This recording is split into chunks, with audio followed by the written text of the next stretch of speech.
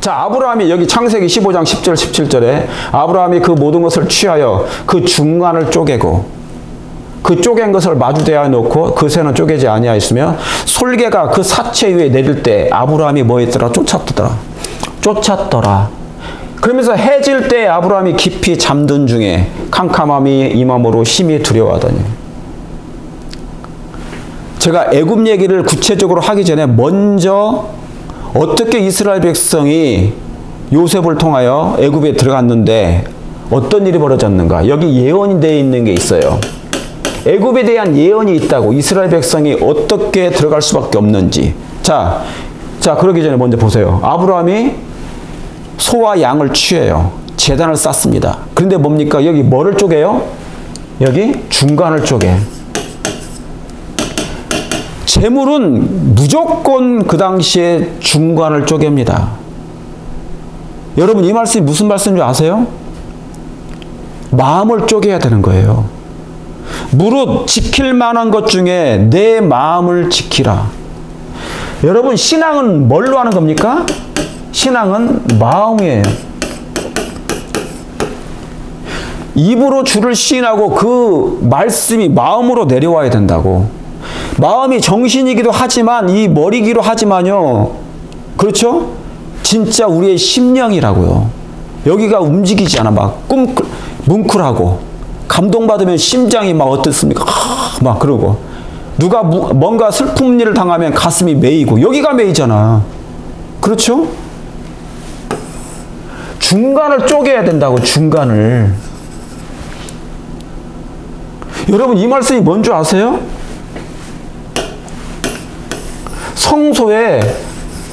성소와 지성소 있죠, 여기. 이 성소를 중간에 갈라놓은 것이 뭡니까? 휘장이에요, 휘장. 우리가 하나님을 모르기 때문에 하나님을 볼 수 있는 유일한 방법은 이 중간을 쪼개야 된다고. 휘장이 그래서 위에서 아래로 갈라진 거예요. 찢어진 거예요. 예수님의 육체가 뭐였는데? 휘장이었거든요. 예수님의 육체가 휘장이에요. 예수님의 육체가. 예수님이 십자가의 죽으심으로 말미암아 휘장이 위에서 아래로 갈라져서 찢어진 것처럼 예수님이 뭐예요? 이 성수의 휘장이 곧 저의 육체니라. 히브리서 10장에. 어디가 갈라진 거예요? 주님의 심장이 찢어졌을 때 휘장이 찢어지면서 예수님의 심장이 갈라진 거예요. 그분의 가슴 중간을 쪼개니 누가 보인 거예요? 하나님의 사랑이 보였어. 하나님의 사랑이 보인 거예요. 영광, 사랑. 이 세상이 알지 못한 그 사랑, 하나님이 세상을 이처럼 사랑하시기 때문에 독생자를 통하여 보여주셨어. 그래서 그분의 가슴이, 예수님의 가슴이 찢어지니 중간을 쪼개니 그 중간의 마음속에 하나님의 영광이 보이더라. 예수님의 마음속에 영광이 보였잖아요. 하나님은 너희를 이렇게 사랑한다. 그 사랑이 뭔지를 알게 해주신 거야.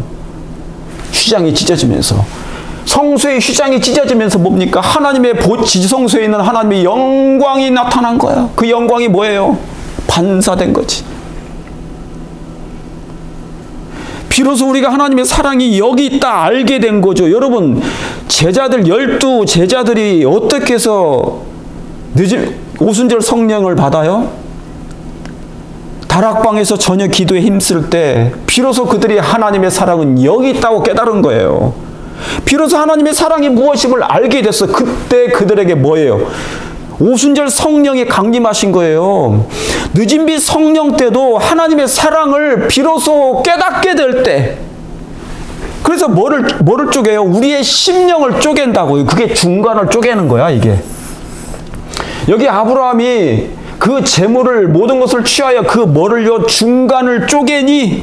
놀라운 말씀입니다, 이게. 중간을 쪼개. 영어로도 있지 않습니까? 킹 제임스 버전에서는 in the midst에서 midst 가운데를 쪼갠다는 거야. 마음을 쪼개는 거예요. 마음을. 여러분 우리의 마음이 지금 이 은혜 기간 동안에 대속죄일 기간 동안에 우리의 중간을 쪼개야 돼. 예수님도 쪼개셨잖아요.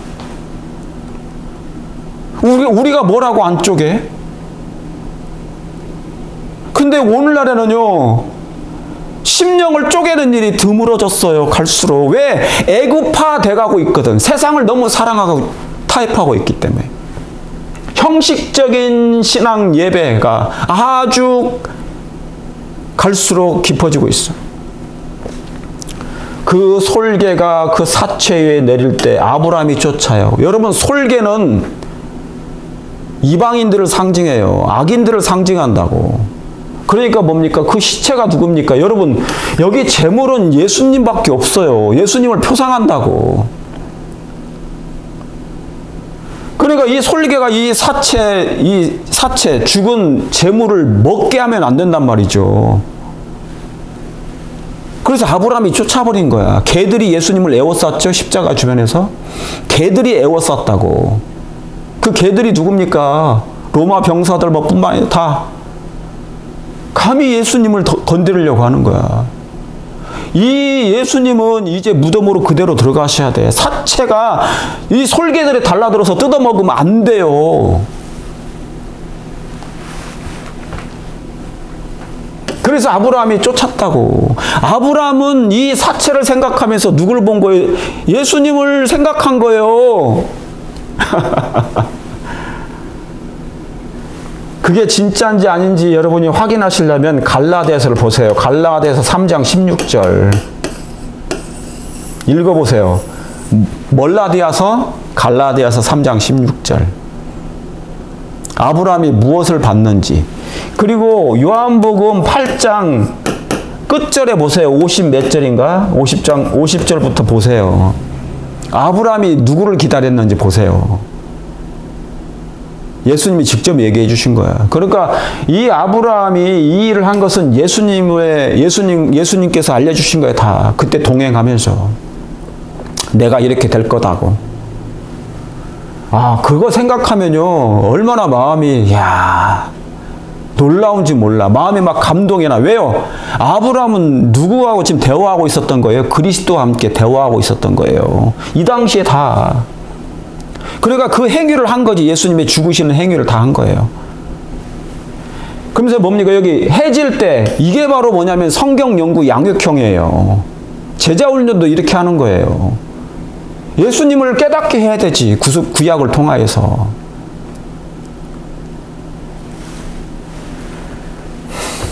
설교 30분 40분 해가지고 되지 않습니다. 그리고 여기 뭡니까? 해질 때 아브라함이 깊이. 제가 왜 이런 것을 빨간 걸로 이렇게 글씨를 써놓을까요? 응? 그 다음에 해질 때. 제물이 누굴 표상했습니까? 예수님을 표상하죠. 그리스도 예수님을. 근데 언제 이 제물이 죽습니까? 해질 때 예수님이 돌아가셔요. 해질 때. 금요일 해질 때.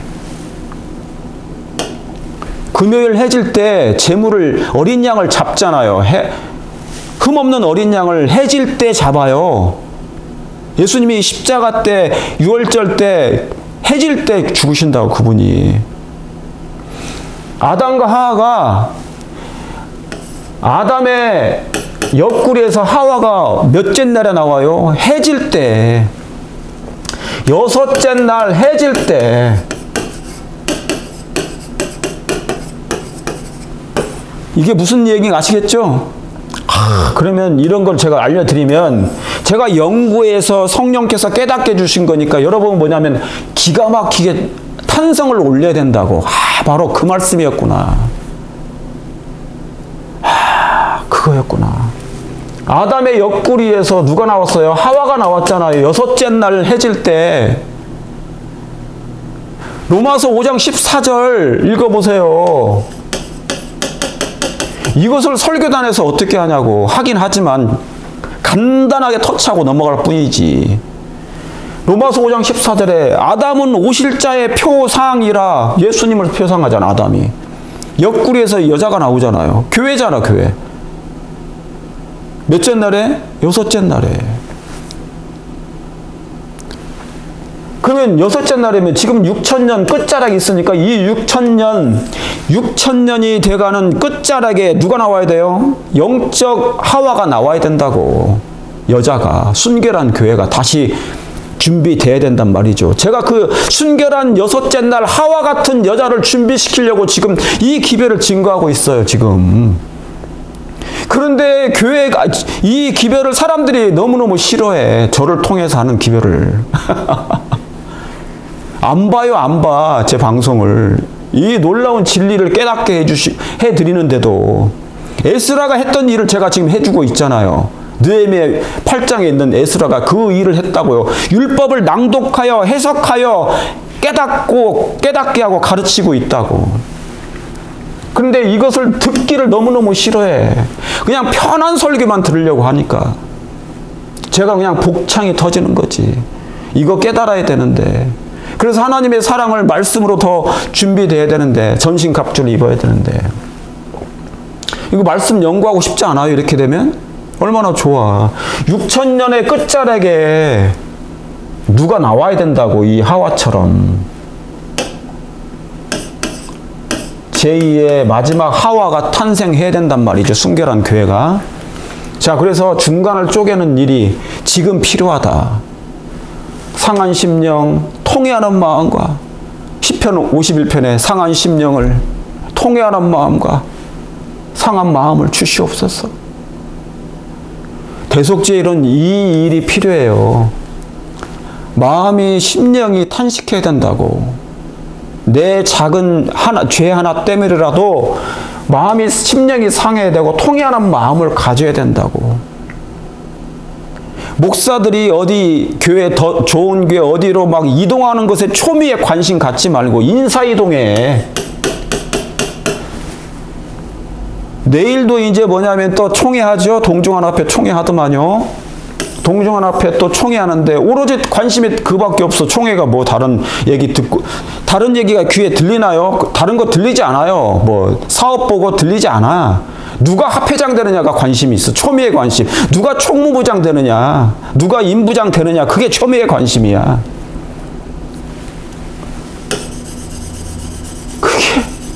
그게 총회야, 총회. 지회장 총회요? 그것도 마찬가지. 제가 다 여기서 옛날에 다 경험했다니까. 오로지 인사 누가 지회장이 되느냐, 막 초미의 관심이 그거야. 그러니까 영전하는 관심 외에는 없어. 그거 아니라고요. 그러니까 그런 것을 탄식해야 된다고. 상한 심령으로. 왜 목사들이 이렇게 세속적인 일에 관심이 많지? 인상 이동에만 관심이 많지?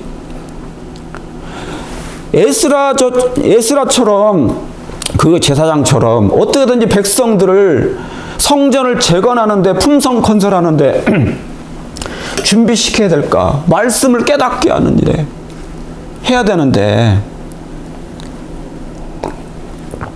다른 일에 관심만 갖게 하고.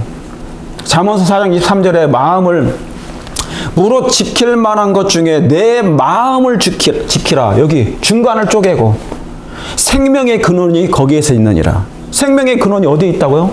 마음에 있다고. 예레미야 17장 10절에 여호와께서 그 심장을 살피고, 어딜요? 머리를 살펴요? 심장을 살펴요? 심장을 살핀다니까? 예레미야 17장 10절에 그 폐부를 시험하시는도다. 폐부. 대속죄일 기간은 이 일을 지금 하고 계신다는 거니까요. 이 일을 하신다고.